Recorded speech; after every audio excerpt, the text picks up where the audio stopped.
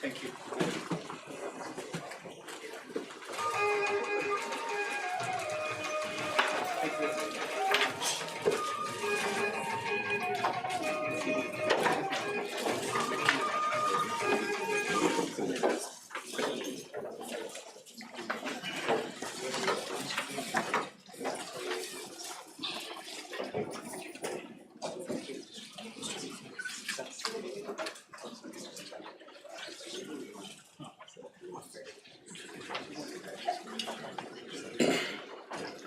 Om Shri Shivaratriswaraya Namaha. A pleasant good morning to one and all present here. ಕಾಗೆಯೊಂದಗುಳ ಕಂಡರೆ ಕರೆಯದೆ ತನ್ನ ಬಳಗವನು, ಕೋಳಿಯೊಂದ ಕುಟುಕ ಕಂಡರೆ ಕೂಗಿ ಕರೆಯದೆ ತನ್ನ ಕುಲವೆಲ್ಲವ. ಶಿವಭಕ್ತನಾಗಿ ಭಕ್ತಿ ಪಕ್ಷವಿಲ್ಲದಿದ್ದರೆ ಕಾಗೆ ಕೋಳಿಗಿಂತ ಕರಕಷ್ಟ ಕೂಡಲ Sangamadeva. The English goes like this: Does not a crow on seeing a crumb call its folk? Does not a hen on finding a morsel clacking her brood? If being a bhakta of Lord Shiva, if man lacks loyalty to his own faith, he is worse than crow and hen. O Kudala Sangamadeva. With this great saying of Lord Basavana, let us begin the event. I, Dr. Parashivamurthy B.M., Assistant Professor, Department of CSC, feel privileged to be the Master of Ceremony on this auspicious occasion. I wholeheartedly welcome you all to the inaugural function of 1 week faculty development program on AI and emerging technologies organized by Department of Computer Science and Engineering, SJCE, JS Science and Technology University, Mysore. At the outset, my humble pranams to the Guru Parampara of Sri Sutturu Mutt and to the lotus feet of His Holiness Sri Sri Sri Shivaratri Rajendra Mahaswamigalaru and Jagat Guru Sri Sri Sri Shivaratri Deshikendra Mahaswamigalaru. The journey of learning never stops. You are cultivating a mindset of growth, curiosity and resilience. Embrace every challenge as an opportunity to expand your horizons. Our first and foremost thing is to seek the blessings of Almighty. Now, I request Mr. Tanushri, 5th semester, Department of CSC, to render the invocation.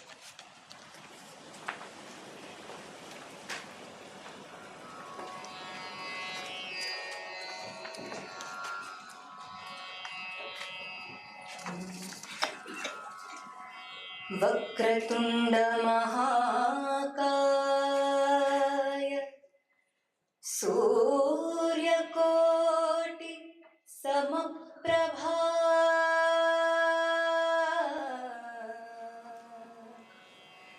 Vakratunda महाकाय सूर्यकोटि समप्रभा निर्विघ्नं कुरु मे देव सर्वकार्येषु सर्वदा सर्वकार्येषु सर्वदा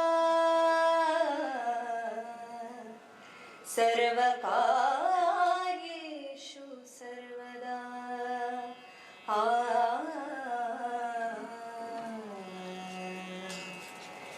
सच्चित्सुखमयं शान्तं भक्तिज्ञानसमन्वितं वैराग्यभावभास्वन्तं शिवरात्रीश्वरं भजे शिवरात्रीश्वरं भजे शिवरात्रीश्वरं भजे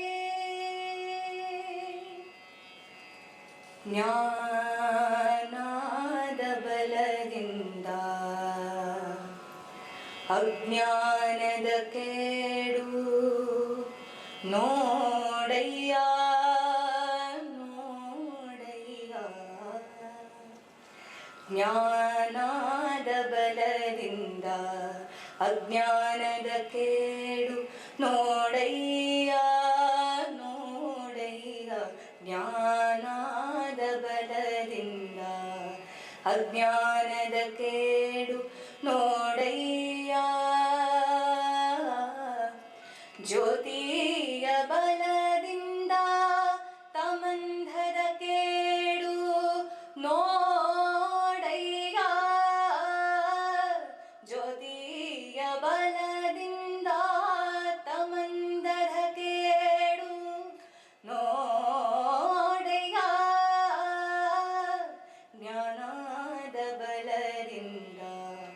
ಅಜ್ಞಾನದ ಕೇಡು ನೋಡಯ್ಯ.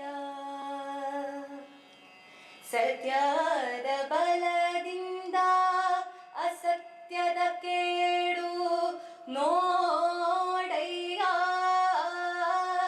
ಸತ್ಯದ ಬಲದಿಂದ ಸತ್ಯದ ಕೇಡು ನೋಡಯ್ಯ. ಪರುಷಾದ ಬಲದಿಂದ ಪರುಷಾದ ಬಲದಿಂದ ಅವಲೋಹದ ಕೇಡು ಅವಲೋಹದ ಕೇಡು ನೋಡಯ್ಯ. ಜ್ಞಾನದ ಬಲದಿಂದ ಅಜ್ಞಾನದ ಕೇಡು ನೋಡಯ್ಯ. ಕೂಡಲ ಸಂಗನ ಶರಣರ ಅನುಭಾವದಿಂದ ಕೂಡಲ ಸಂಗನ ಶರಣರ ಅನುಭಾವದಿಂದ ಎನ್ನ ಭವದ ಕೇಡು ಎನ್ನ ಭವದ ಕೇಡು ನೋಡಯ್ಯ. ಜ್ಞಾನದ ಬಲದಿಂದ ಅಜ್ಞಾನದ ಕೇಡು ನೋಡಯ್ಯ ನೋಡಯ್ಯ. ಜ್ಞಾನದ ಬಲದಿಂದ ಅಜ್ಞಾನದ ಕೇಡು ನೋಡಯ್ಯ.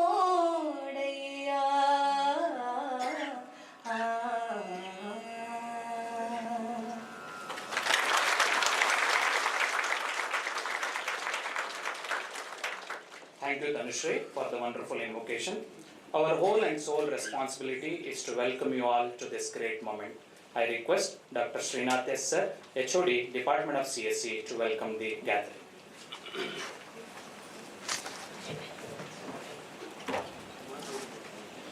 A very hearty good morning to all and a warm welcome to the inaugural function of Faculty Development Program on Artificial Intelligence and Emerging Technologies. I deem it a great honor to present an outline of this Faculty Development Program and to officially welcome all of you to this memorable event. At the outset, my humble pranams to the Guru Parampara of Sri Sottur Math. We have gathered here to explore the transformative potential of artificial intelligence and the latest technological innovations.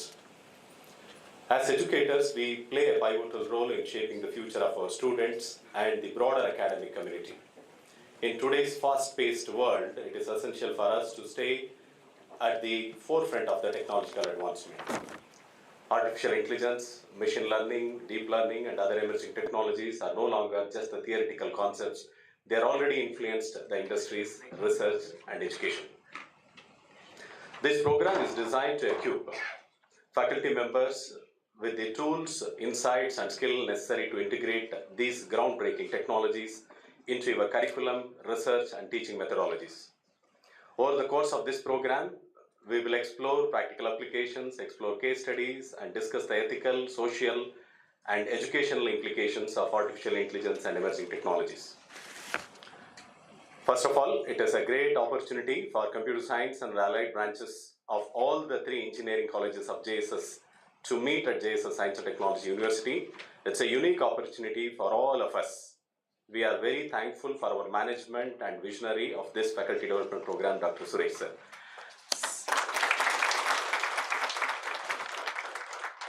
Some of the highlights of this faculty development programs are, this is the third in the series of such faculty development programs organized at JSS Science and Technology University in the last 2 months, which are specially designed for upskilling the faculty members of JSS Technical Educational Division. This faculty development program is organized for 1 week. Number of participants registered are 160. We have participants from computer science and allied branches of JSS Science and Technology University, Sri Jayachamrajendra College of Engineering, JSS Academy of Technical Education, Bengaluru, JSS ETE Noida, JSS University Noida, and all the 4 polytechnics of JSS and the full-time research scholars of JSS Science and Technology University. To ensure quality learning, we have given equal importance to both theory as well as practicals. Live examples are being demonstrated. We have 22 sessions in total spread across 5 days. Sessions are being conducted between 10 a.m. to 6:30 p.m. in the evening. Emphasis is given for the practical approaches. Around 30% of the sessions are on coding skills. This FDP is divided into two-part pre-learning sessions, which we have completed on 18th and 19th. Sir, for your kind note, these sessions have brought a lot of confidence to the participants who are fresh to this area. This FDP is a blend of industry and academic experts.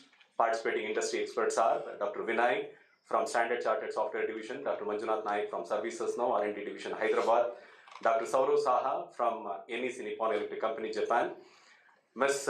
Nisha Shastri from MathWorks, Math Labs, Dr. Manjunath S from Samsung R&D Division, Mr. Naveen from Infosys, Mysore.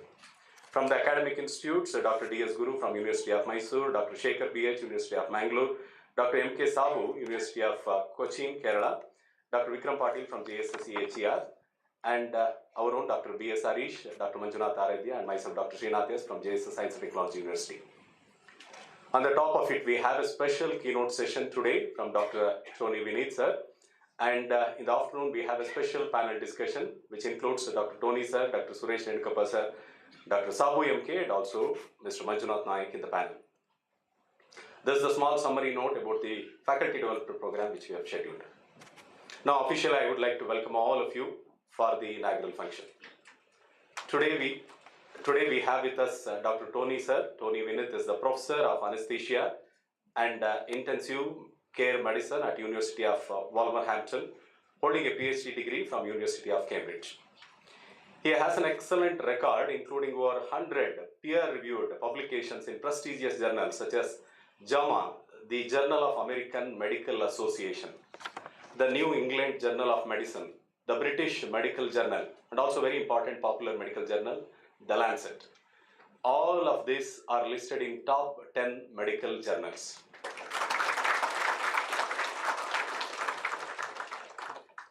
Sir has established successful research organizations at University Hospitals Birmingham and University of Birmingham in UK. Currently, he serves as the clinical director at research, the Royal Wolverhampton Hospital, NHS Trust, and is the chief investigator for multiple research projects in the UK-funded NIHR, the Medical Research Council, and also NHS and the charitable organizations. Currently, he leads his research team and the NHS Trust, which is focused on developing novel treatments for acutely ill patients. This work integrates clinical trials, biomarker research, and collaboration with the Engineering and Science Department at University of Wolverhampton. He also leads UK's National Academic Training Committee for Anesthesia and Preoperative Care, considered as a very important time during the patient surgery. Professor Vinith sir's research interest, supported by over £12 million in funding, encompasses the mechanism of organ dysfunction in critical illness, the development of innovative therapies, and the application of technology to enhance the care of critically ill patients. Dr. Tony sir is a doctor by degree, but turned into an artificial intelligence expert looking for solutions to medical problems through artificial intelligence and emerging technology. Sir, we are very, very happy to have you at JSS Science and Technology University. We welcome you to the inaugural function, sir.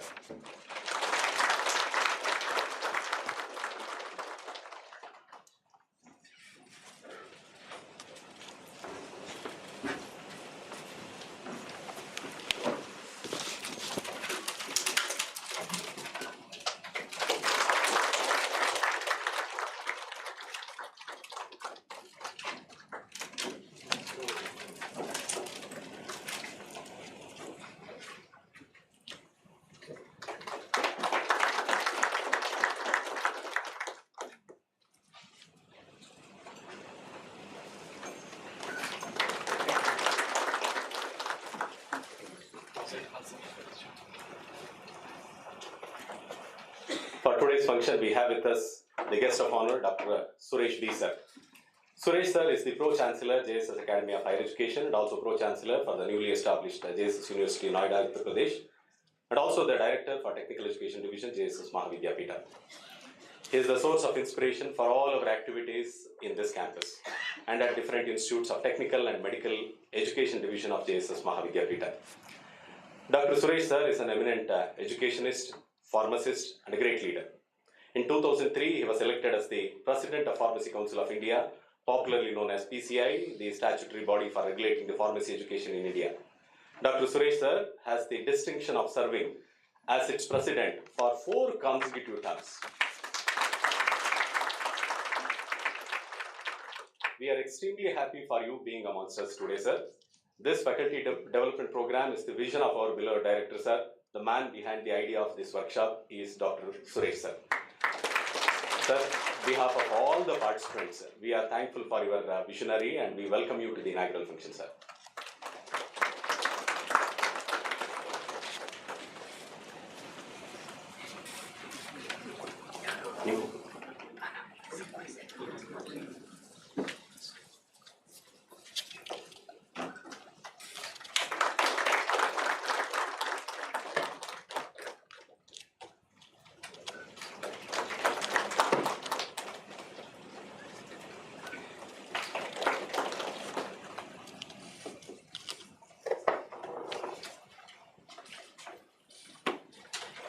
We have with us another guest of honor, Dr. Santosh Kumar sir, the Honorable Vice Chancellor, JSS Science and Technology University, Mysore. Dr. Santosh Kumar sir has provided his advice, support and guidance at every stage of organizing this faculty development program. I have interacted with him many times in this regard and he supported me in every aspect of the faculty development program arrangement. Dr. Santosh Kumar sir is an eminent educationist. Under his able guidance, JSS Science and Technology University is shaping up very, very well. Sir, on behalf of the organizing committee and the participants of faculty development program, I welcome you to the inaugural function of the faculty development program. Sir, welcome you to the faculty program.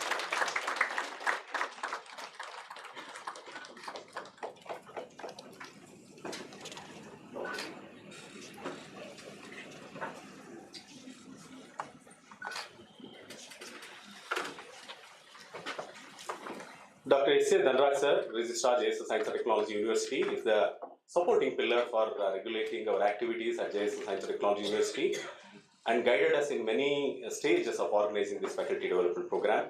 And we are very, very happy to have you with us today, sir. Sir, we welcome you to the inaugural function, sir.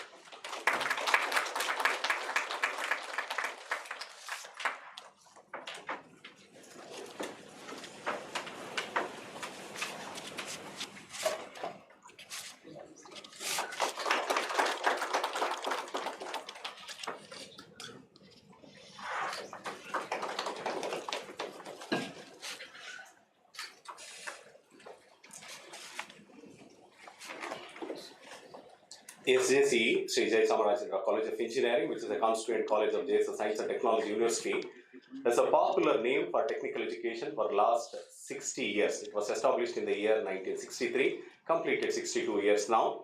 Notable alumni of SJC includes cricket frame Jawgal Srinath, politician, former Chief Minister of Uttar Pradesh, Shri Akhilesh Yadav, playback singer Vijay Prakash, and many more. Dr. C. Nataraj sir is heading such a wonderful institute as the principal. Being an academician, supports for all our academic activities in the campus with the open hand. Sir, I welcome you to the inaugural function of this faculty development.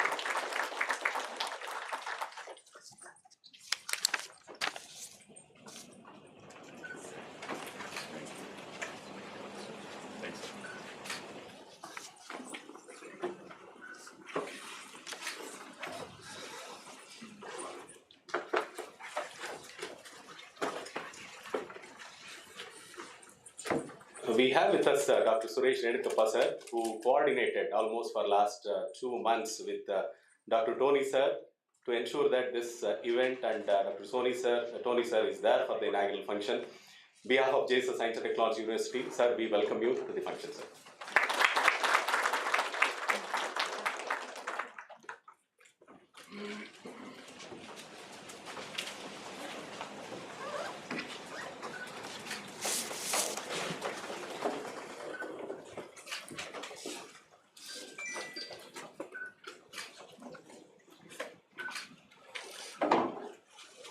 Some of the speakers of this faculty development program have joined the inaugural function. I'm very happy to have you here. We welcome you to the inaugural function. We have with us Dr. M.K. Sabu sir from Cochin University. Sir, we welcome you to the inaugural function. Also Mr. Manjunath Naik from Services Now. Till last month he was working for Microsoft Research Division and he has come from Hyderabad. And also we have Nisha Shastri from MathWorks. Once again I welcome all of you. I once again welcome all of you for the function and also for the faculty development program. A hearty welcome to all the participants for the faculty development program. I extend a gracious welcome to the members of print and digital media. They've given wide publicity today also, and they've come here to cover the inaugural function. I welcome the Controller of Examination, Dr. P. Nanjun Swami sir, Dean Academic Manoj sir, Dean Science Dr. Mallu sir, and Dean QAA Dr. Haraprasad sir, Dean Research Manjunath Aradhya, and Finance Officer Mr. Mahadev Swami sir. Special thanks and welcome to Dean Management Dr. Nagesh P sir and Head of the Division of Management Studies Dr. Swarup Sinha Madam for providing all the support including sparing this seminar hall. Sir Nagesh sir, we welcome you to the program. I extend my warm welcome to Mr. Somshekhar Murthy sir, the Administrative Officer of SCSE. I also welcome AAO and the Registrar of SCSE. A warm welcome to Deputy Registrar Dr. Harish BS, who is the constant source of support for all our activity. We welcome you sir. I also welcome Assistant Registrar Dr. Maheshan and also Assistant COE Mr. Abhinandan. We welcome you sir. Welcome to all the staff members of the department, heads of various departments of university, and also the heads of Information Science and Engineering department at JSS Science and Technology University, and also head of the Computer Application department who are with us to ensure that the smooth conduction of this program. And deans and associate deans, officers and staffs of various divisions of JSS Science and Technology University, I welcome all of them for this inaugural function. The principal of JSS ATE Bangalore and also JSS ATE Noida, they have also conveyed best wishes, and I also welcome them in their absentia. Once again, I warm welcome to JSS Science and Technology University for all of them, for this, for all of you, for this faculty development program on artificial intelligence and emerging technologies. Thank you very much. Thank you one and all.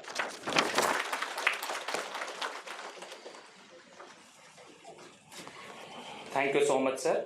On behalf of organizing team and personally, I welcome Dr. Srinath sir, convener and HOD Department of CSE to this event.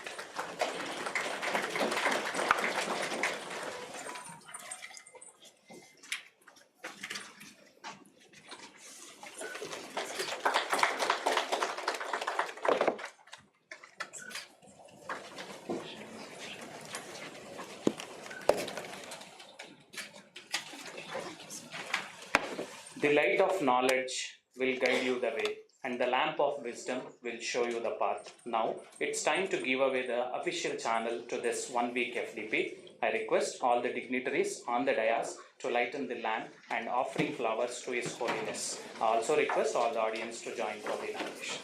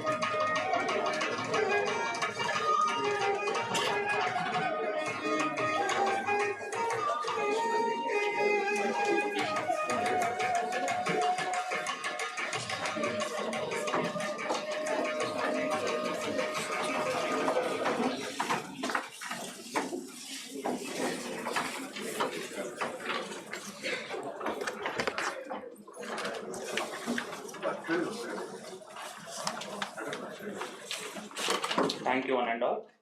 The purpose of education is to replace an empty mind with an open one. I request our Honorable Vice Chancellor, Dr. A.N. Santosh Kumar sir, to give away the opening remarks for this event. Thank you. Hello, Namaskara. Very good morning to everyone. At the outset, I submit my most respectful pronouns to the lotus feet of His Holiness, Jagadguru Sri Shivaratri Deshikendra Mahaswamiji, and seek his divine blessings. Dr. Tony Vinith, Professor, Clinical Director of Research and Medical Lead, Wolverhampton University, UK. Guest of Honor, Dr. B. Suresh, our beloved Director, Technical Education Division. My colleagues, Dr. S.A. Dhanraj, Registrar, Dr. C. Nataraj, Principal, SJC, Dr. Suresh Renukappa, and Dr. Subhashini Renukappa from Wolverhampton University. Dr. Shubha Chandrasekhar also here, and all the speakers. My colleagues from the University and the Constituent College, all the faculty members from University of Noida and JSSAT Noida and Bangalore, and of course JC and JSS Science and Technology University. This is the third workshop that is being organized by the university. We organized one on emerging trends in semiconductor technology. We also had, very recently we had a workshop on future of management studies. And today we have inaugurated the 5-day workshop on artificial intelligence and emerging technologies. The concept of conducting these workshops, as very rightly put by Dr. Srinath, came from our director, Dr. B. Suresh. These are not the three which we are going to conduct. We are also going to conduct some more right in other areas as well in the coming days. Coming to today's artificial intelligence and emerging technologies. Technologies are not new to mankind. We have been seeing technologies from a very long time. Technologies come, technologies go, new technologies are there. Old technologies, some of them become obsolete. But if you just see, in the last 10 years, we have had several technologies which have had a big impact. It started with probably 3D printing. From footwear to prosthetics, 3D printing is being used. Then we had quantum computing, biotechnology and genomics.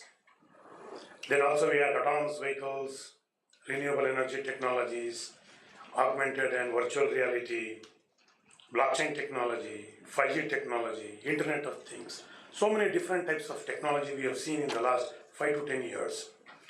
All of them carry their own importance, but most of these, if you see these technologies in the last 10 years, it has definitely made a significant impact, but in one or two areas. But here is one particular area, AI, today, which is the buzzword, which has amazed people across the globe. It is not only in one or two areas, it is almost there everywhere today. It has profoundly impacted our lives immensely. Dynamic and transformative fields, it is shaping and revolutionizing our world today.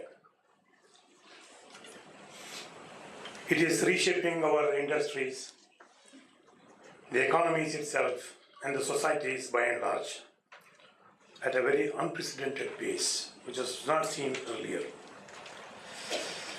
AI now holds the key to some of the solutions to some of the greatest challenges what mankind has seen. From healthcare to finance and transportation, from education and e-commerce, to manufacturing, entertainment and media, from agriculture, cybersecurity to environment and sustainability, we have application of AI used for innovation and progress in almost all fields today. What started as a mere academic curiosity today has grown very big and it is massive. From the days of Alexa and Siri, we have moved a long way. The experts are going to talk more about the domain knowledge and discuss with you. But as educators and academicians, we cannot be passive. We cannot simply sit and observe. We have to be active participants in the whole chain that AI is bringing to us. Look at the way things are moving ahead globally. The government of India has an India AI mission, which has started with a huge outlay of more than 1,000 crores. And it has also started 5 national centers of excellence in 5 different cities. US is having special ministry for AI now. The senator is heading AI technologies. The StartGate project is a 500 billion initiative by USA. China is in AI in a very big way. Most countries in the world are participating in this.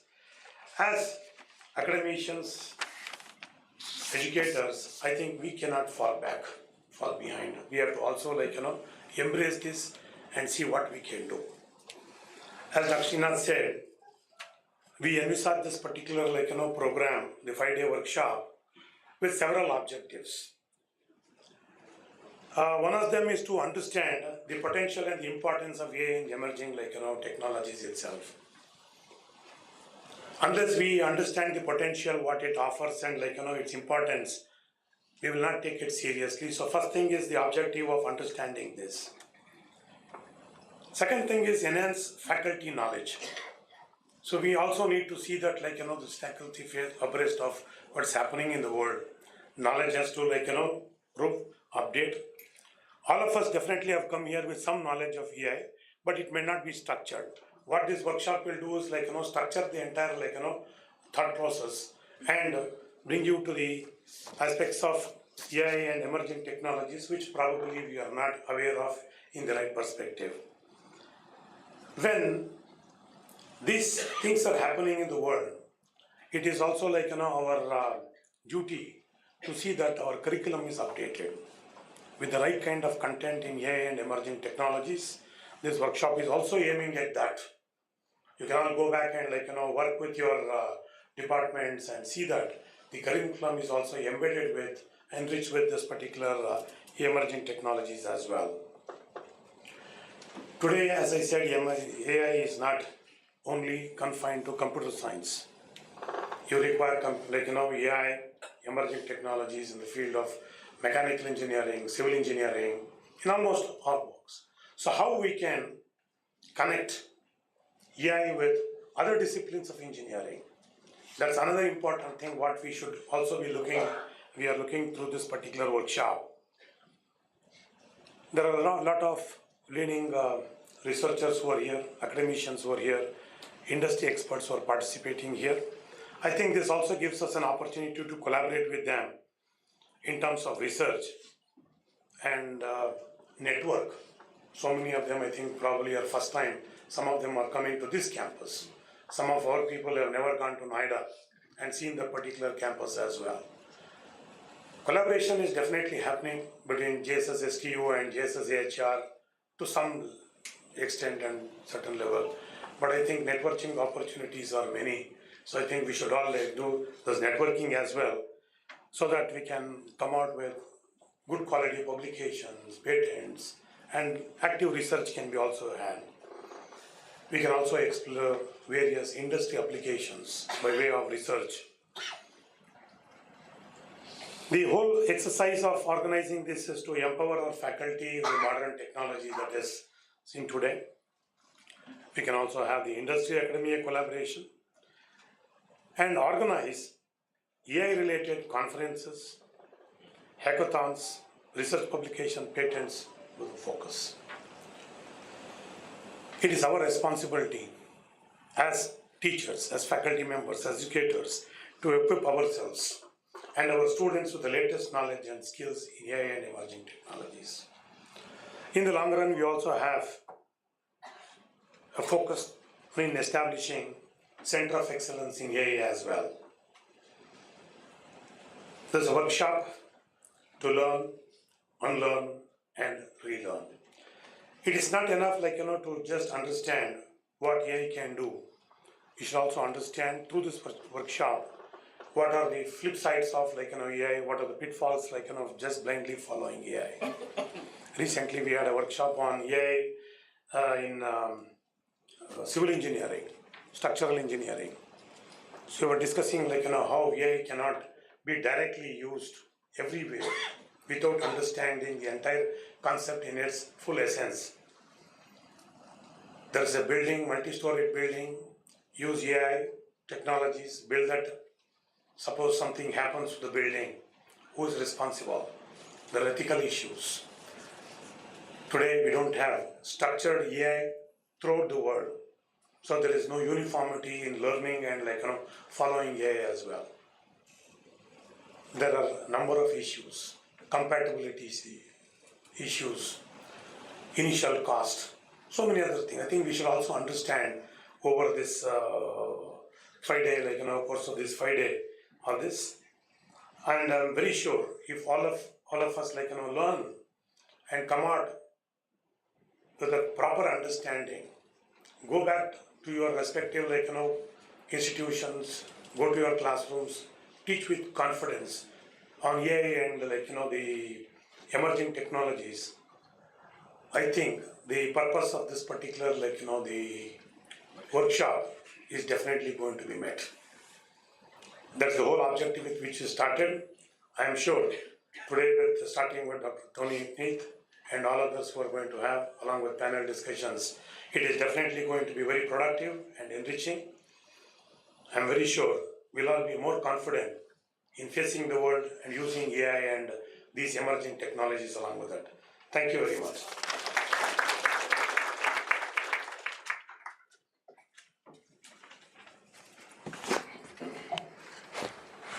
Thank you so much for your valuable words, sir. It's time to get inspired. We are incredibly fortunate today to have such an eminent personality, our motivator and mentor as the guest of honor. I request Dr. B. Suresh, sir, Director, Technical Education Division, to address the gathering.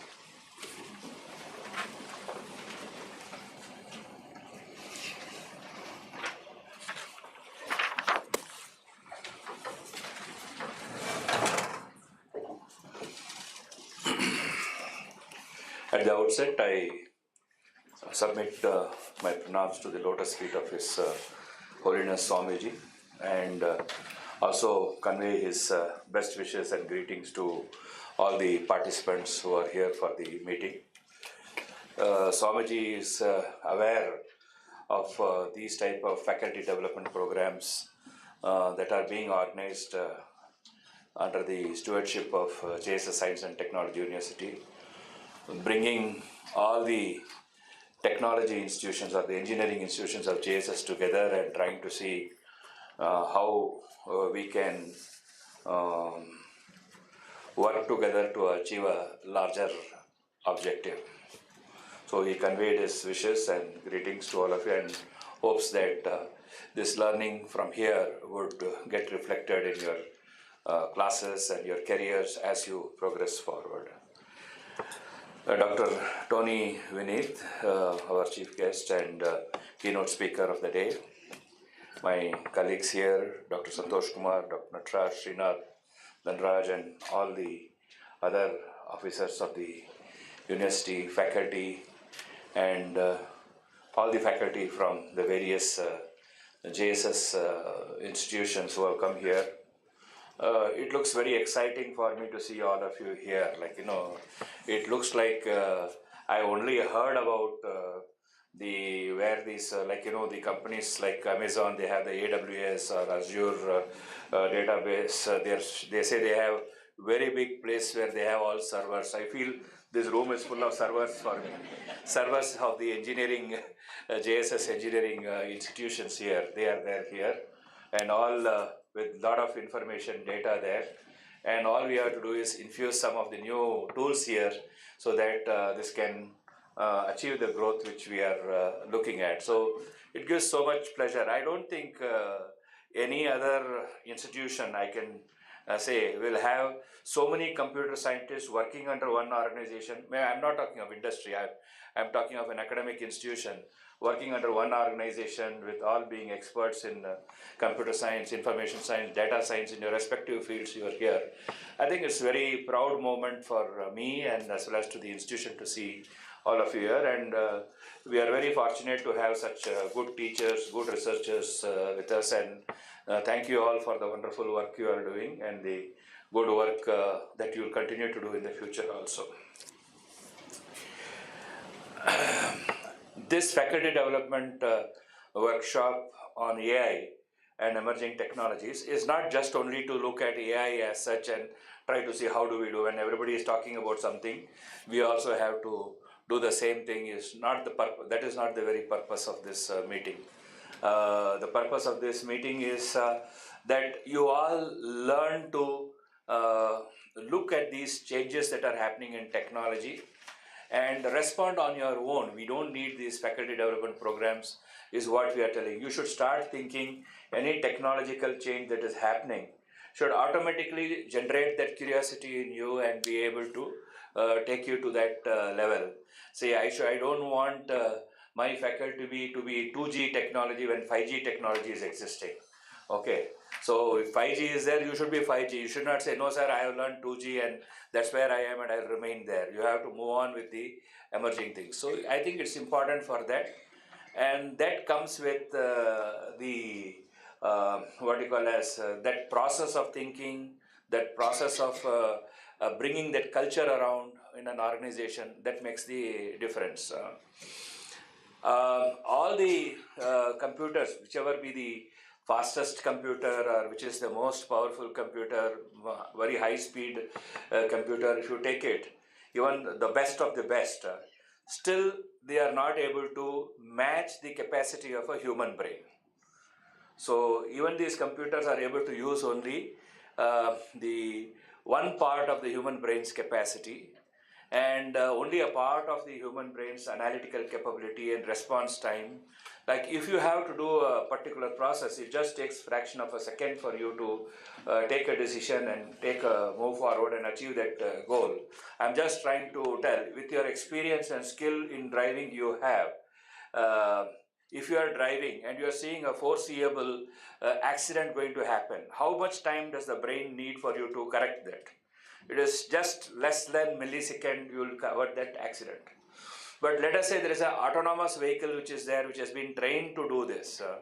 And if it cannot foresee the accident that is going to happen, it has been trained to do a particular response when there is an obstacle to slow down.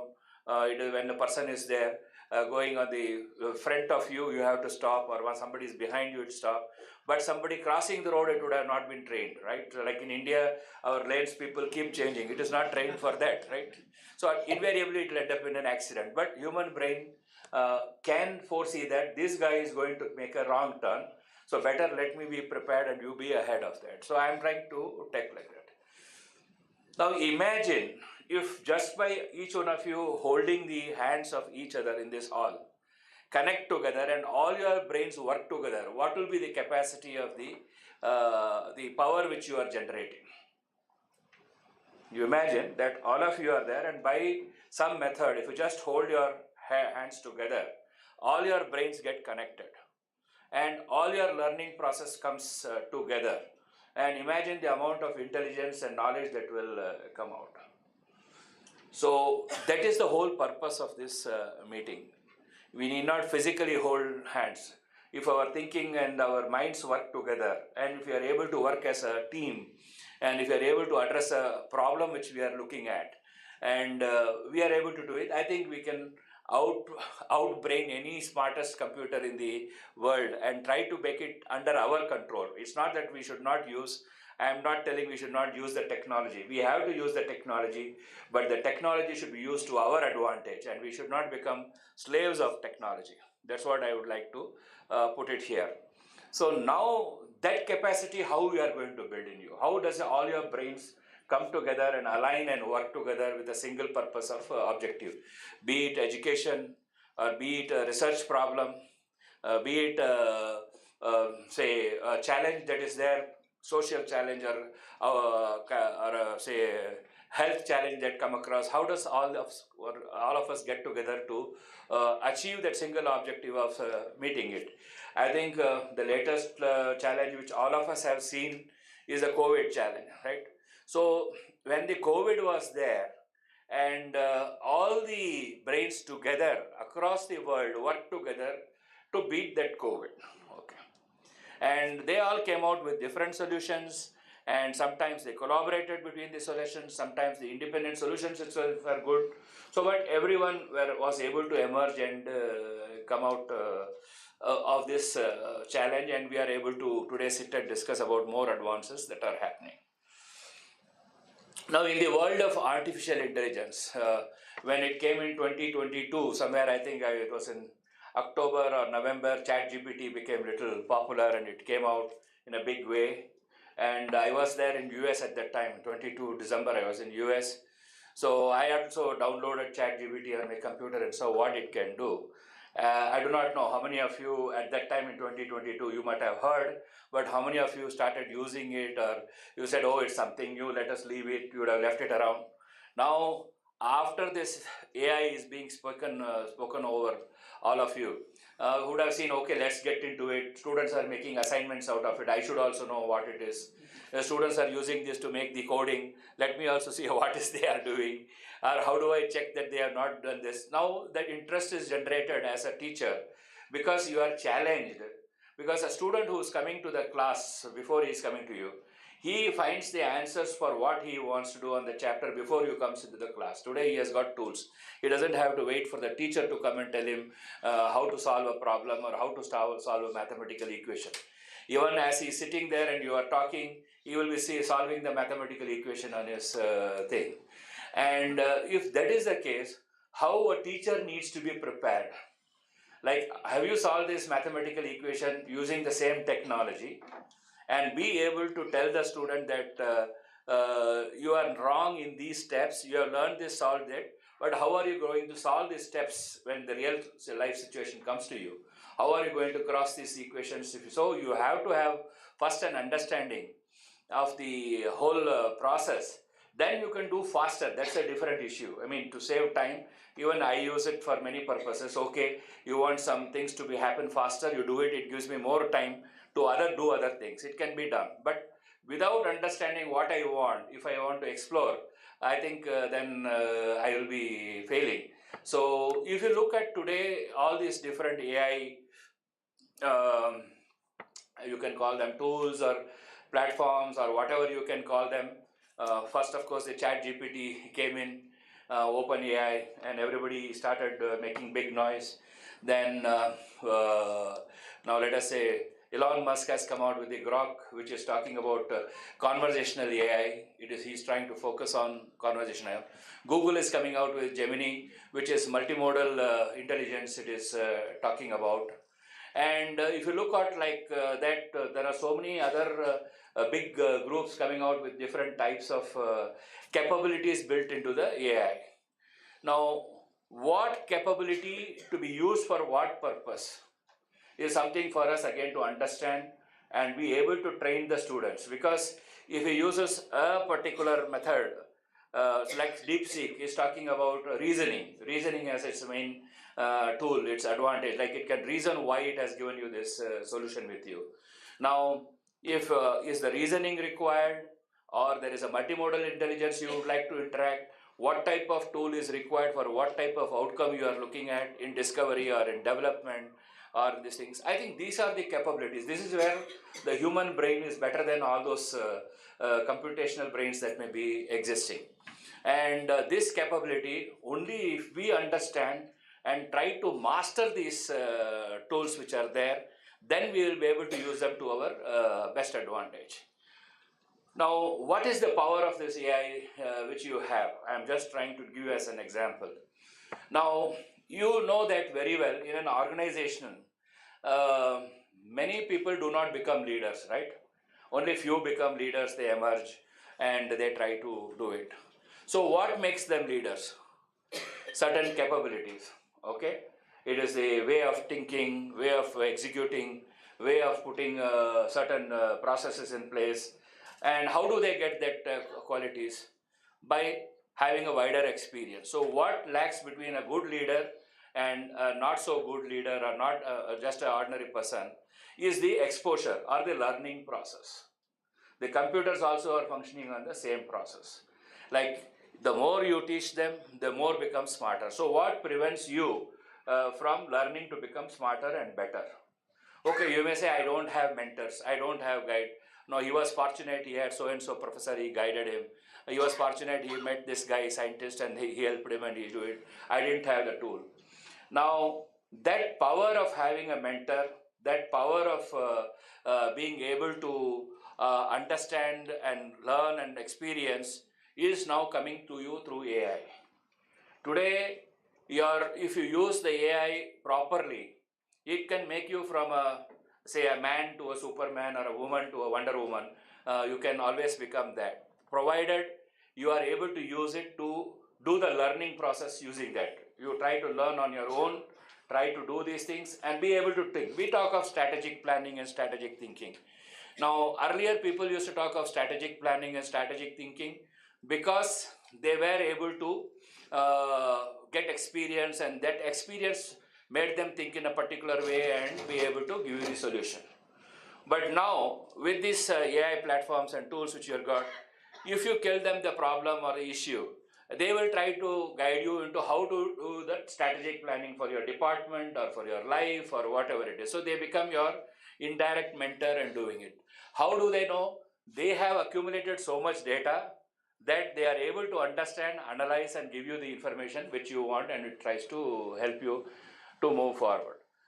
So each one of you can become a powerhouse by yourself if you are able to keep the technology abreast in you. Instead of complaining, I don't have this, I don't have that, I didn't have this opportunity. If the opportunity that is available to you, if you use it fully, each one of you can become a powerhouse by yourself and be able to move forward. The focus should be how to become a powerhouse yourself. If there is no mentor available, how do I move forward? How do I do it? If I do not have connections, how do I get forward? All this is possible today with these type of things. So it is a very, very powerful tool. It is not just I am talking of solving problems or solving the issues of equation, making it faster. That's one part of it. The other part of it, what I am trying to, the most deeper part of it is how you are able to grow yourself into a powerhouse is something for you to explore and move forward. Anyway, I have talked very seriously about it, and was coming, I asked, of course, I work a lot with Chat GPT, so it knows my way of thinking, it knows the way of information I ask, and it starts giving the feedback, whatever I want in a particular way. It knows that now ChatGPT has learned through my whole through 3 years of working with it. It knows the the whole pattern, including my finances. It knows. Okay. So now same thing. When Grok 3 came in, I thought, let me ask Grok 3. I asked again the Grok 3, who am I? So it said, I don't have information about you, so I am not able to tell you much. But if you want to ask a philosophical way of thinking, who am I or who you are, I will ask you some questions and you answer it, then I can tell you who you are. So it went on asking a few questions, and I started replying those questions in the way I would like to. Then the analysis it gave is, okay, you are a person who is on the verge of being a genius or going into full madness. You decide which one you want to be. Okay, so when we talk of this intelligence and power, there's a very slight difference between being a genius and a mad guy. Okay, because they think differently. They think ahead, or they think look ahead and move forward. I don't want you to become mad. You try to be genius. If you're not able to become a genius, at least become a mad person. People will look you at a different angle. Okay, he's a guy, let's be away, or whatever it is. I'm just telling this in the lighter vein. Don't feel bad about it. The whole idea is, I think the JSS is looking at you with great expectations. We have great aspirations, and we look at you for that, to see how you will all be able to fulfill these aspirations. These aspirations include your own personal aspirations, institutional aspirations, the students' aspirations, and is it possible this wonderful team of computer specialists, scientists, information scientists together will be able to solve many problems of our country and the world? Is the question I would like to put all before you all, and I will leave you at this thought to continue to think and work towards that. I congratulate the Dr. Srinath and his team for putting this wonderful program together. Initially, when I discussed this topic, they were very hesitant. They said, no, sir, it is not possible. We have to train this. I said, don't tell it's not possible. Let's make a beginning. And then they said hesitatingly, 1 day meeting. Then I said, no, it has to be minimum 2 or 3 days. Then at the end, I saw it has been done into 5 days. So this shows that how much of interest has grown over the period of time. And congratulations to you and your full team for putting this program together. And my congratulations and appreciation to all the faculty who have traveled also from from Bangalore and Noida to come here. You may think, what am I going to gain by coming so far? I know about this, what they are going to teach me extra. That's our usual thinking we have in mind when somebody tells, I'm going to teach you. I have done my PhD in this. What is there new to me? I can read wherever I want. But this combination of brains put together, you will get only when you meet in person. So that is what is the purpose of this meeting. Meet each other, interact with each other, form your own clusters, form your groups, and try to continue to interact and work on problems that can be addressed and done. So I wish this meeting all the success, and thank you very much for inviting me for this meeting.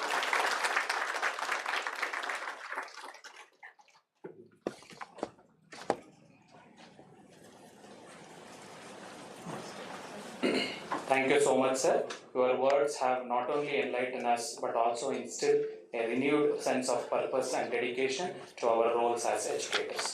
Now, it's time to release the handbook of 1 week FDP on AI and emerging technologies. Today, we are not just releasing a book, we are releasing a key that will open doors to new possibilities. This handbook represents the knowledge we hold, the experiences we share, and the future we aim to build together. I request all the dignitaries on the dais to release the handbook.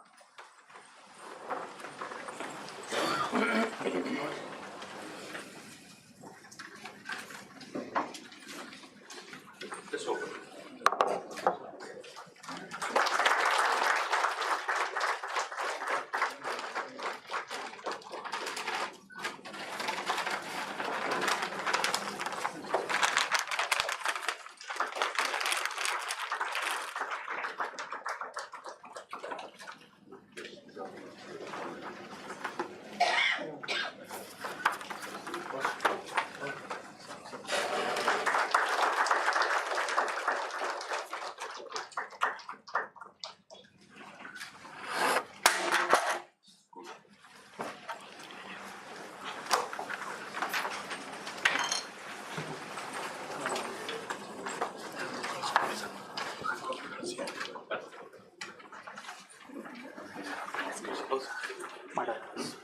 Thank you.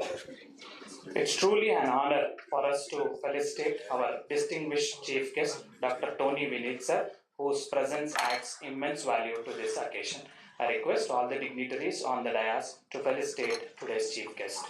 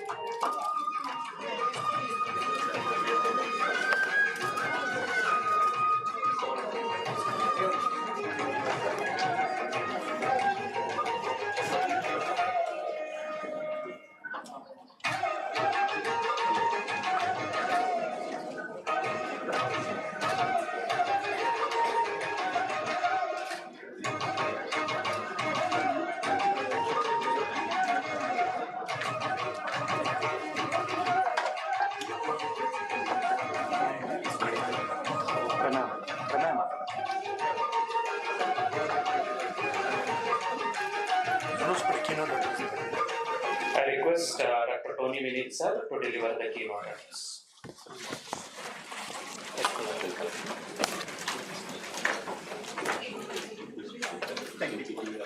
I do, but if you want, I can happily do that.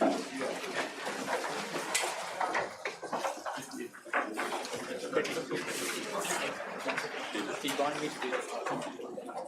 Oh,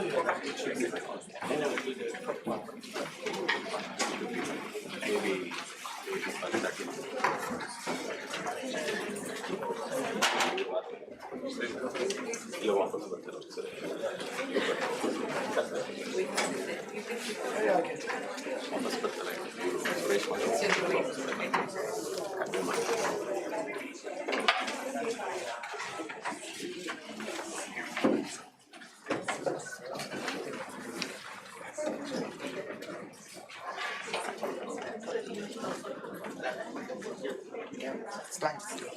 I was actually going to talk without the slide, but I just like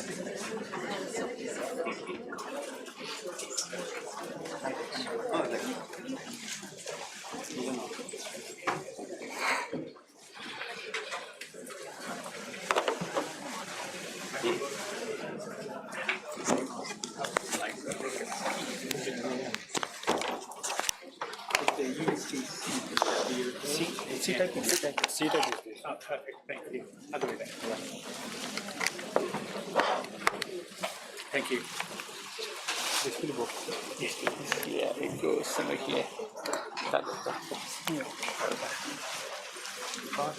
Thank you.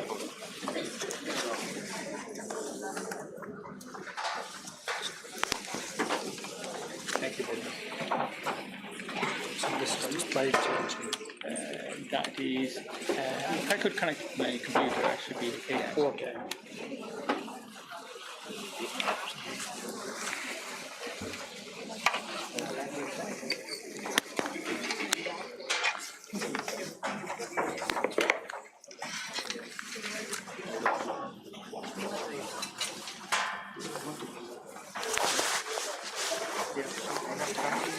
Yeah, I think. Okay. So this is the mic for recording. Thank you.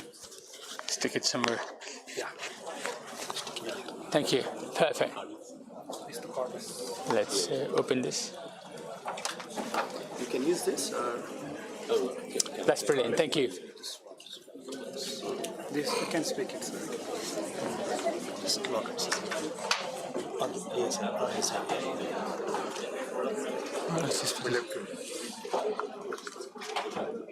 Yes, better.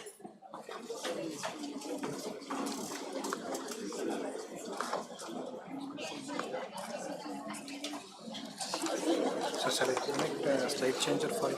Yes, please. Thank you.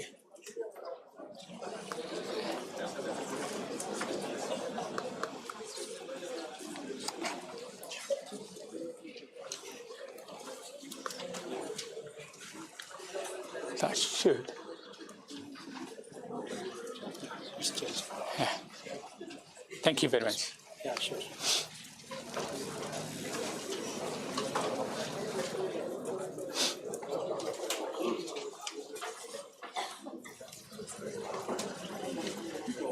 Good afternoon.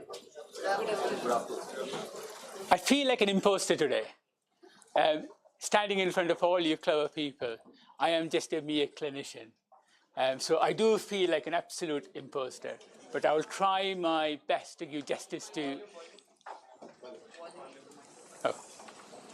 Oh, thank you. Can you hear me now? Okay.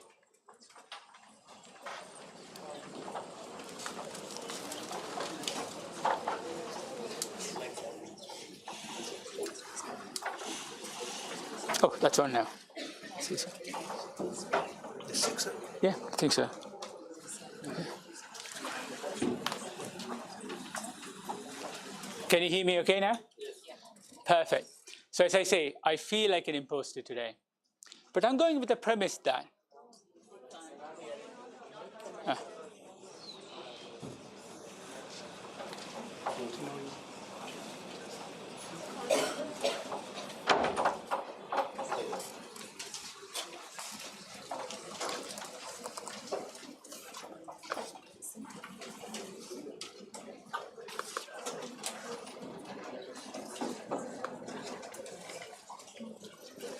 Is it better now? It's gone red now. Yeah? Yeah. Okay. So,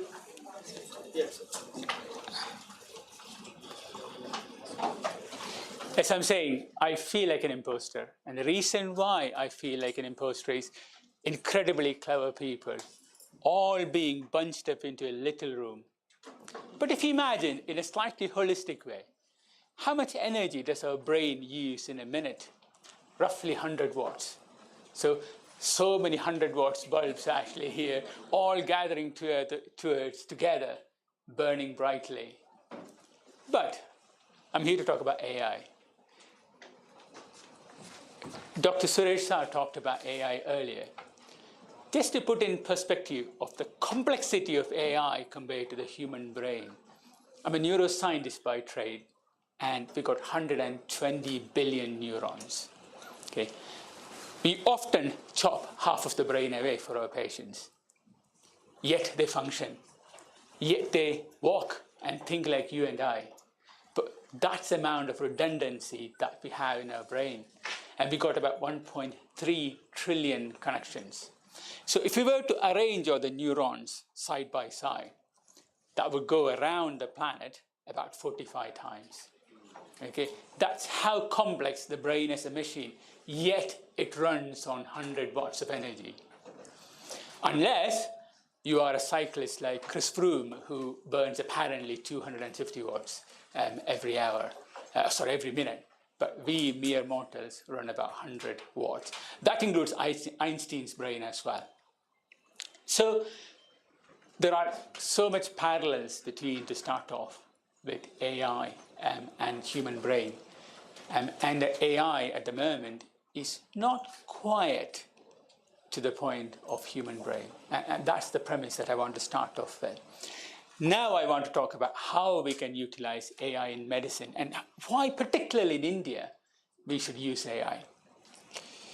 So we are the 5th largest global economy now, and we're going to displace Japan, in about 2 years, very soon. And by purchasing power parity, we got a huge amount of purchasing power.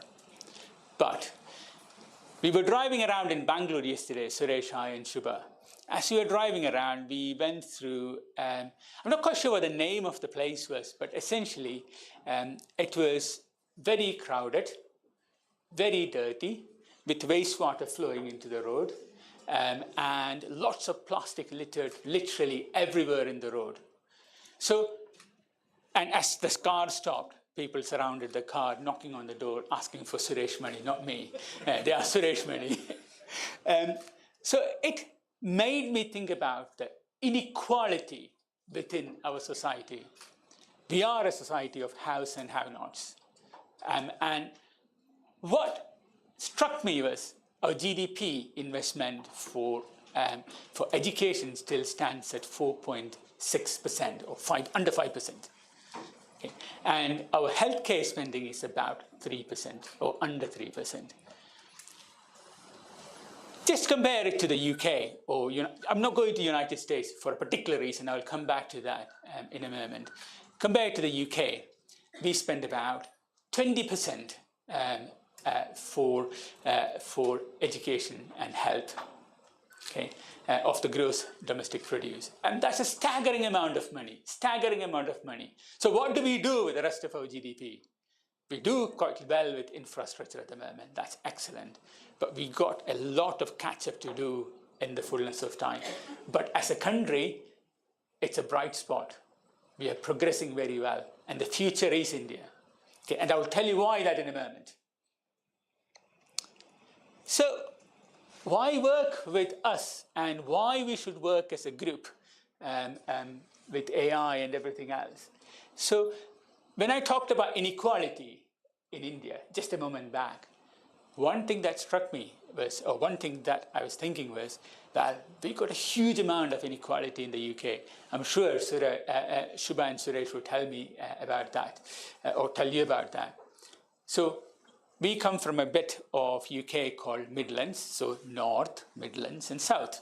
South is incredibly rich, with three golden universities called as Golden Triangle. Oxford on that side, Cambridge on this side, and on the bottom, UCL. So that forms a triangle, and that's the Golden Triangle. That's where all the big multinational corporations go. And if you look at the QS university ranking and things, all these universities are in the top 5. So all the top 5 universities in the world goes in that Golden Triangle, nothing outside. Yes, there is then the Russell Group University, the equivalent of Ivy League in the US, few of them, Warwickshire University, Durham, and all of that stuff. So they are just scattered across the country. But the key is, about 20% of the people in the UK are incredibly poor. So poor up to a point that they got data poverty. Insofar as you guys, data is so cheap in India. You guys can use as much data as you want. But these guys, the data runs out on their phone. So when I was seeing in the past, later half of COVID, I was speaking to lots of families over phone and doing lots of video calls. And in the middle of the phone calls cuts off. And he wondered why that's the case. And that's incredibly rude of them to just cut me off like that. And it turned out that the data ran out. So when we talk about AI in UK and India, and I bet it's much more acute in India, the thing that we have to consider is the inequality that comes with it. Who is it going to access, and how many people could access it? In a country of 1.4 billion now, I suspect over 50% of people don't have access to basic internet. So whatever you and I, whatever we create as a country, potentially should reach everyone. We can do that, okay? And I will explain why and how we could potentially do it. So in the UK, what we have created, forgive my busy picture, I just want to show that we are thinking about this inequality in the data space and how we care for these people, whether they are lower income or higher income, and we got a plan for it. The plan is, so I'm telling you about this plan in the UK for a reason. What we want to do is we want to empower the local population. Make sure actually that we create initiatives locally that benefit the local people. Okay. Now, that is a translatable thing to anywhere in the world. Unless you create solutions for your own problems, none of the solutions that we create is going to stick. Okay, so your AI, the best AI for you guys, and probably for me, is not Claude or Grok or ChatGPT 4 or 5 or whatever it is. It might be JSS AI. You can use the algorithm, Stanford algorithm or whatever you want to, but you need to have your own. That comes with a caution. Look at DeepSeek, it's fascinating. Put something controversial such as, is Chinese government autocratic? Just put something very controversial and wait for an answer. And the first thing it comes back, so I was doing it today morning before I thought I would talk about it. The first thing it comes is, I am not trained to answer that. So there is quite a lot of state censure. And that comes across everywhere. I was lucky enough or unlucky enough to work with lots of Chinese scholars very recently and during COVID. And the data is presented to you in a way that it is cleaned, it is properly sanitized, and the death numbers or the disability numbers would never, well, I felt that it would never reflect the true picture. So when the first wave of COVID happened, we worked with Wuhan. I'll show you an example in a moment. And the data was never representative, we felt. And the clinicians, like most of us, who doesn't have any agenda, we were probably not allowed to, from the Chinese side, they were not allowed to speak their mind. They were curtailed in between the conversations by whoever it is from the higher powers who was joining in the meetings. It was absolutely fascinating experience. And the next thing I learned actually was, if you request a sample of blood from certain countries, that includes China too, they will not give you a sample of blood for you to test independently, full stop. That's an absolute red line. So data and AI, the point I was trying to make is data from AI and data sciences itself, you have to always take it with a pinch of salt. You have to make your own version of what's available there, and that's the thing that's going to help us all. So what can we do for a collaboration with Royal Wolverhampton Hospital, RWH, University of Wolverhampton, and JSS? What can we do? We can start an AI ecosystem based in JSS and India. And you could be the hub where the system can surround you, the AI system can surround you. Does anybody know a watch called Watch 51? It's made by Swatch. And it's essentially the most complicated piece of watch, but has got just 51 components in it. So what it has got is a central dial, and that rotates about a bunch of things. So you could be that central hub around which the whole system could develop, very much like the Watch 51 from Swatch. You can drive the process of leveling up of the health inequalities, both in Indian society and anywhere and everywhere in India. And that could help, that could very much be helped by AI. When we talk about most of the medical and healthcare research, we talk about the right at the top of new cancer therapies and new molecules. But what we need is treat diabetes quite well, because that's what is going to kill Indians more than anything else. Treat high blood pressure very well. Those little things, essentially elevating the floor of healthcare rather than the roof. That's what we need our AI to do, not raising the roof. Okay? If you get the floor high, the roof would go up eventually. Okay, let's build the flow together. And that's what I want to do with you. And one of the things I want to talk about is if you don't take, I say, it's not my problem. Let the UK and US and Chinese do the AI. Now, the risk with that is there is a big genetic heterogeneity in it, by which you and I are different compared to a white person or an American or a European. Why are we different? Let me tell you an example with diabetes. Okay, obesity, for example, Indian population. So you and I are classed as obese if our BMI is more than 21. Okay, as opposed to the WHO classification based on purely European research, it says actually that you're not fat until your BMI is 25. So from 21 onwards, your risk for developing diabetes and dying earlier goes literally like that. Okay, it literally the curve takes off. So those are the things that we need to keep in mind. Hence, if you allow other people to do it, they will create a device for their own, rightly so. So unless we participate, we take part in research, make it ours, we will not have a voice. And much more importantly, the data would be wrong for you. Okay, it would not be the right thing. Talking a little bit about AI, well, there is physical AI and virtual AI. I mean, this is a group of computer engineers. I don't need to talk about any of those to you today.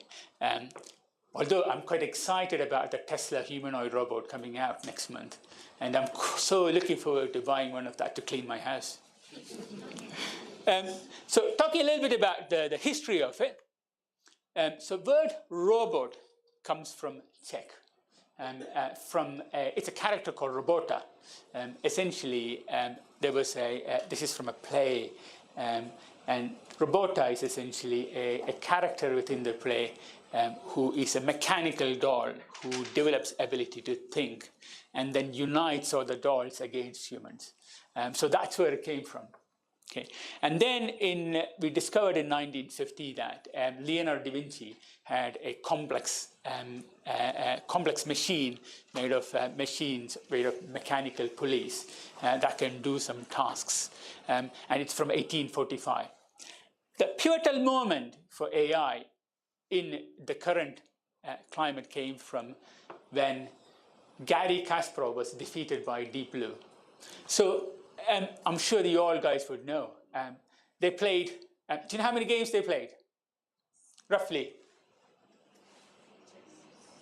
Chess, they played chess. So they played roughly 6 games. So they did a block of 3 games each, 3 games many times. And the computer won for the first 4. The human, Gary won for the first 4. And he won for the first 4 quite straightforward because even though the computer could analyze billions of moves before its move, it could not do precision moves, i.e. it didn't learn the character of the chess player. So hence it kept on losing it. Then Fisher, the guy who designed Deep Blue, decided actually that he had to beat him. So what he did was he built the human idiosyncrasy into it and taught Gary Kasparov's moves. So the next game was excellent in a sense that the computer made a mistake. And Gary Kasparov was not expecting that mistake, which then triggered him to say that there was a human intervention in the play. And that completely threw him, and the machine won. Okay. In the next game, the machine got better to identify the moves that would throw Gary Kasparov, and it won hands down in 37, I can't remember the exact number, I think less than 40 moves. So it got intelligent very, very fast. Now, coming to medicine, there are 3 kinds of AI. This is a very oversimplified view, my view, so feel free to disagree with me. So there is artificial narrow intelligence, artificial general intelligence, and artificial superintelligence. So we are now at artificial narrow intelligence. Okay, despite ChatGPT, despite Claude, despite ChatGPT, everything else, we are still at artificial narrow intelligence. Okay, so what that does is it does narrow things very well, or small things very well. I.e., if I ask, again, I was trying out in the last week, what can the AI do, this ChatGPT equivalence do to help me to write? And it turns out actually that it can change the tone that you use. It can actually create more headings when you write articles and things like that. So for me, ANI, or artificial narrow intelligence, is good enough. Now, coming to medicine, I will give you examples of ANI.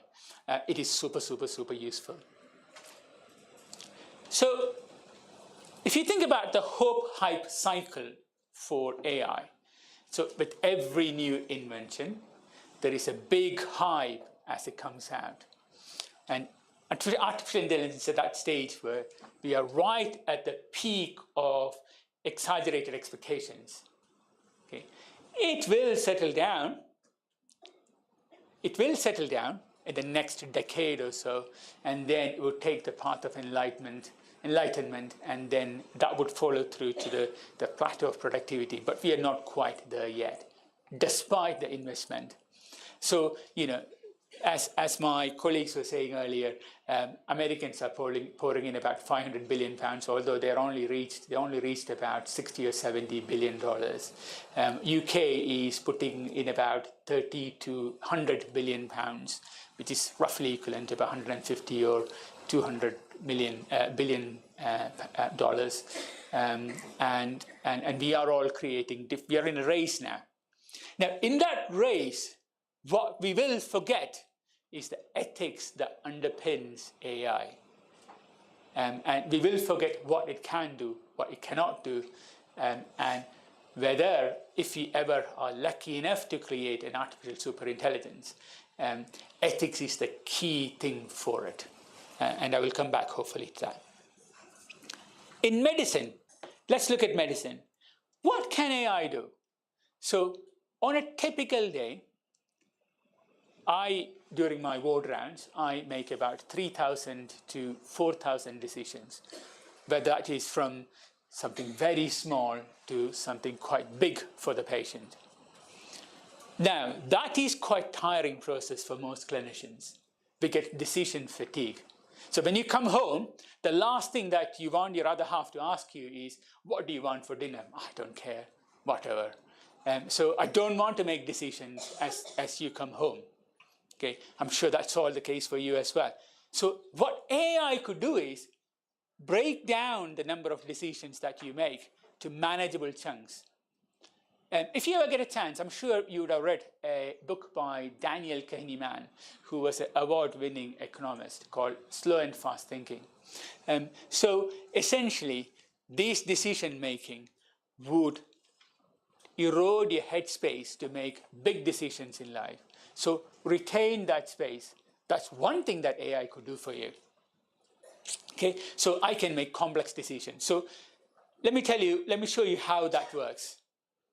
So my registrar often miss things. So my junior doctors, who is on call in the hospital at night, they're in the hospital by and large.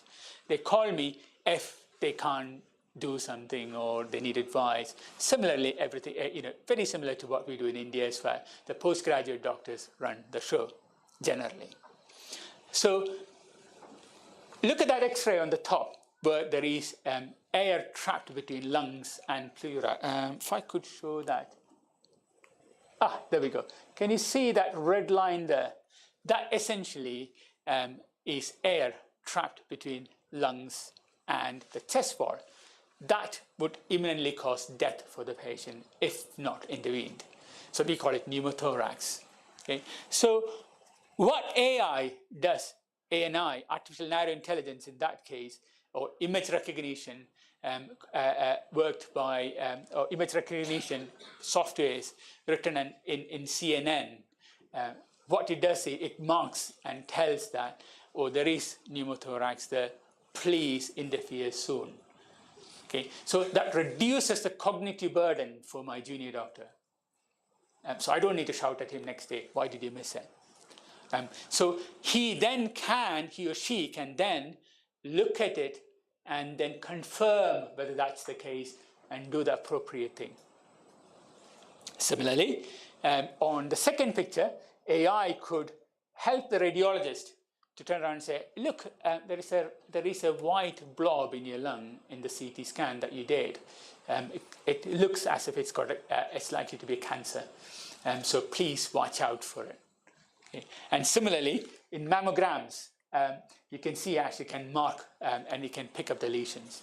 So most of that is done through CNN kind of AI, convoluted neural networks. Okay. And the beauty of that is it's not that hard. I hear actually that there is somebody from MATLAB. Okay, so when I used to work with imaging analysis, we used to use CNN for brain imaging as a part of my PhD and things. And it turns out that it's much better than humans. That's the point I want to make. Okay, because it's AI and it's one thing, it is like your best person who doesn't go to sleep, who doesn't take a loo break, keeps on learning. Okay, but that comes with a cost, which I will come back. But the point is, it can learn very fast. It can do so much. It can reduce the cognitive burden of decision making. Imaging analysis and AI goes hand in hand. This is a classic example where that blobs. I'm an intensive care consultant and mostly I deal with brain. So the blobs doesn't make any sense to me. And that's the job of a histopathologist, to look at it and explain to me what each blob means and what they need to do about it. And it turns out that, okay, let me tell you a story, start with the story. If I teach a parrot, okay, I give pictures to a parrot and I feed the parrot, I give the parrot every time the parrot sees a cancer, if I feed the parrot a treat, the parrot would identify the cancer roughly with as much precision as a human. So now, that is the baseline that we're working with. And that's the reason why AI would work for it. And it turns out that AI does work for it. And it turns out that AI is better than humans in diagnosing cancers. But that is cancers. Another example is we worked with Google DeepMind for to diagnose macular degeneration in Moorfield Hospital. And we were the first group to do it. It was a very good friend of mine and colleague of mine called Alistair Dennison who ran it. Unfortunately, Alistair and all we are contemporaries. We were very new to this in a sense that we didn't know what is going to happen. So Google asked, oh, can we have some data to train our models? Yeah, of course you can. Of course you can. What happened from that is Google not only created AI, and they turned around and said, well, actually, it turns out that it's better than you, eye doctors. And we can pick up AMD much earlier than you guys. Now, it's time to pay up to use our services. So, and they started charging for each AMD being reported. They didn't charge us, but they were charging every other hospital within NHS and outside. So again, this throws a tale of caution here. When you give your data, ask yourself, what am I going to get out of it? What is my institution, my country, and my society going to get out of it? And that should be one of the key questions when you give your data away. Does that make sense? Now, coming back to it. So imagine a society where you're born, we take a drop of blood from you, and in about half an hour, you get categorized into, you get given a category where there's 30 to 40% chance that by the time you are 50, you will have dementia.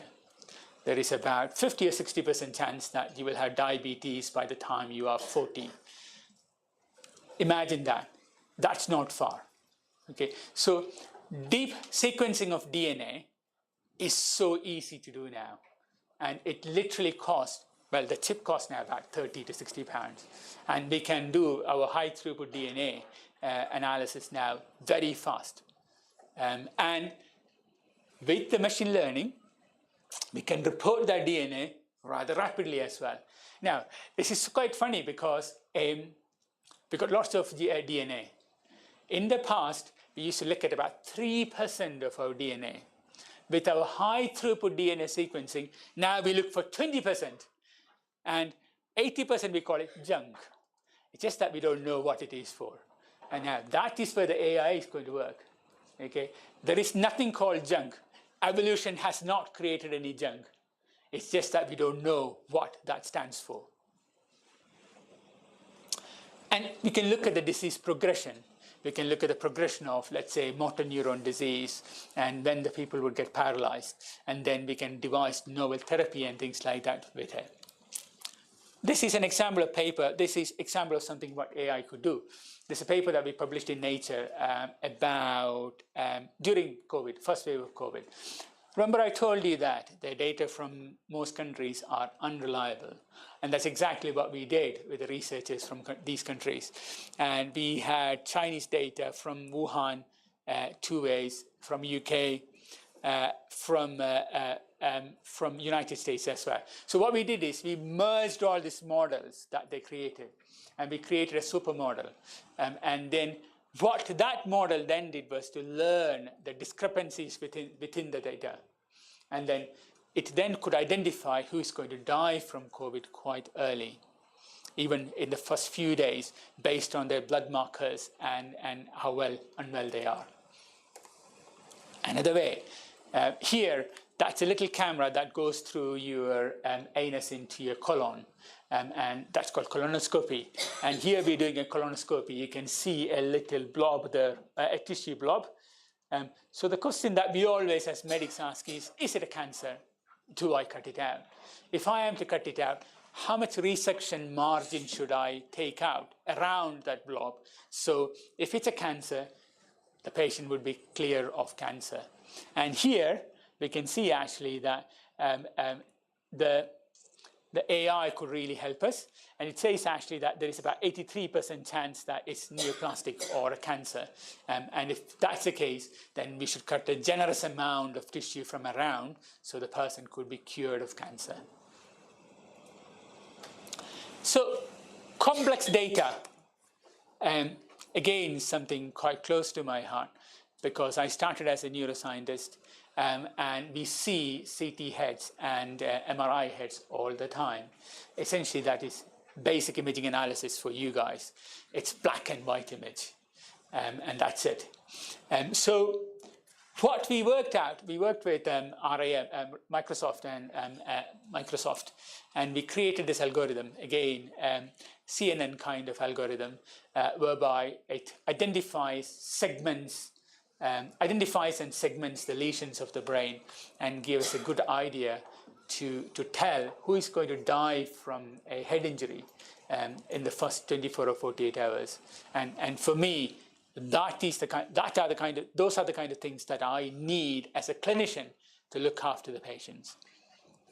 Another example, whereby in sepsis, if you get an infection, so I was chatting to my colleagues and my Indian colleagues last week, actually early this week, and they were saying that the chance of dying with the infection in their hospital is very high, up to 80 to 90% if you come with a catastrophic infection. And they got no way to predict who's going to die. So I said, oh, well, you can use AI for it. There we go. You can divide the infections into 3 subcategories. And based on that, we can tell. So based on the expressions of the blood markers, such as cytokine, we can then say that you are likely to die, hence you go to intensive care. You're unlikely to die, but we'll keep a close eye on you. And you're very unlikely to die, so you can go to the ward and then you can have some antibiotics. So we can actually focus the resources. Resources are very precious. Remember, a bed in ICU in the UK is about 5 to 6 lakhs rupees a day. And in India, it's about 1.5 lakhs a day. So it's a very precious resource. Doesn't matter where it is. Okay, so we can actually allocate the resources appropriately with that kind of planning. Addiction. This is a graph that we created for the fun of it. Because Watson was given free for us, access to IBM Watson. So we threw some data at it. And this is what it comes up as. So there is a big spike of opioid addiction in the UK. And it turns out that that correlates with the Wilson family introducing codeine, oxycodone as a drug in both UK and US. And that then triggered this massive epidemic. And that triggered all kinds of problems with the Wilson family and all of that stuff. Drug discovery, this is a very important element with AI. So it takes 4 or 5 years now to find a new drug.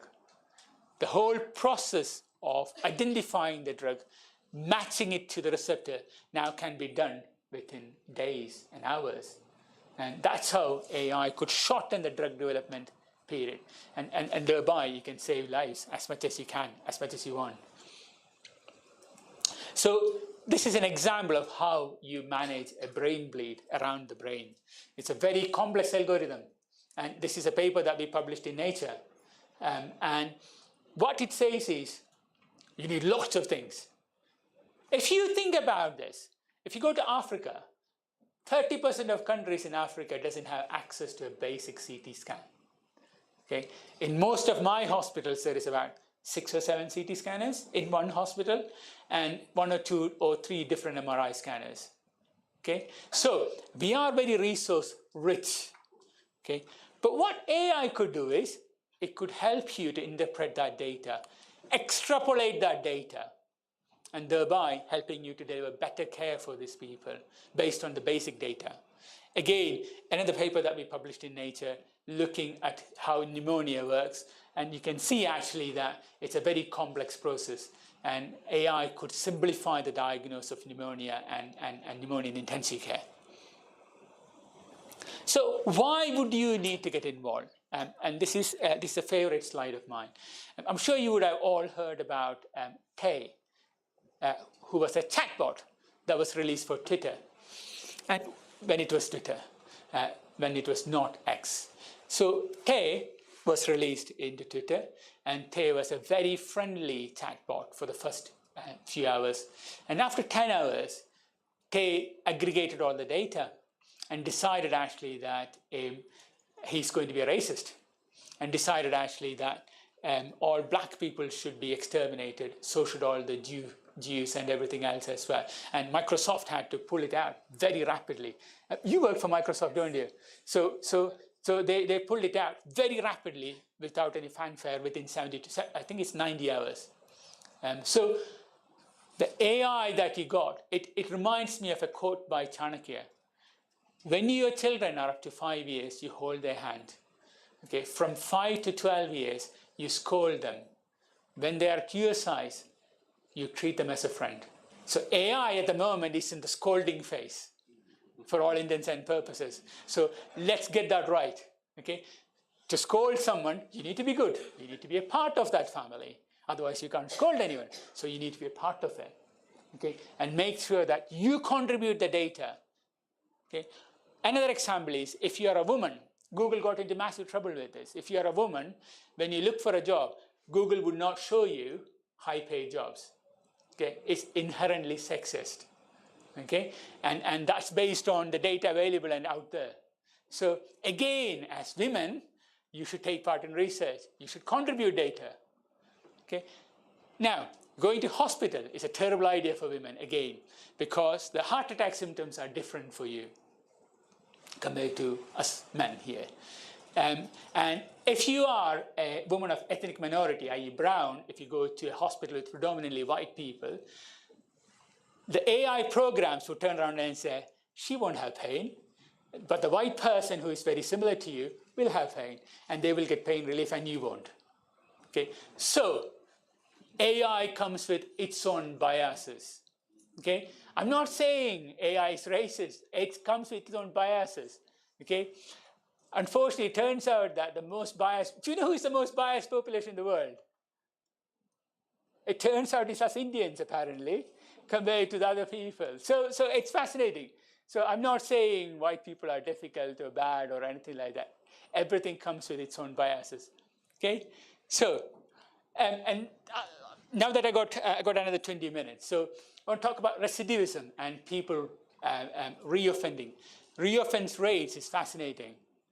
And it turns out actually that the American legal system uses an AI software to look for recidivism or reoffense.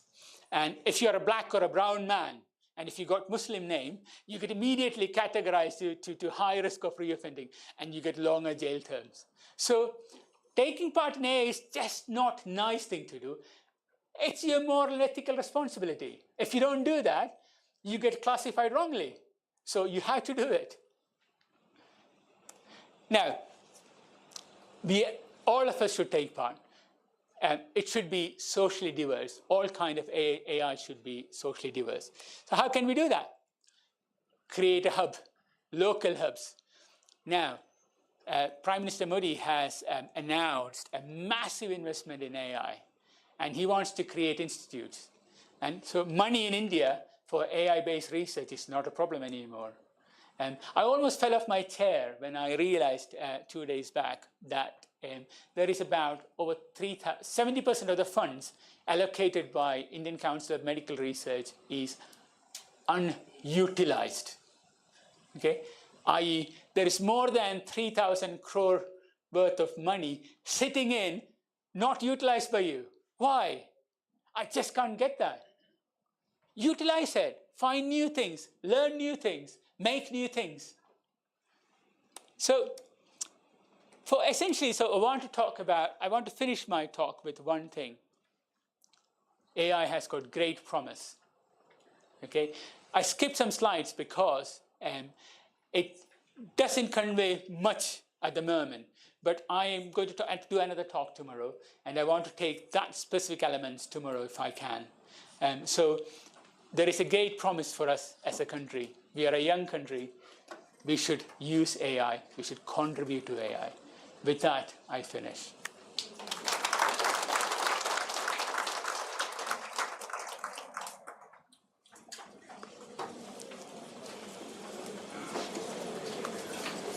Oh, by the way, that is a picture of lesion detection that we created for when I was doing my PhD very long back. It's one of my favorite pictures. So it's automatic segmentation using CNN. Thank you. Yes, please. Yeah.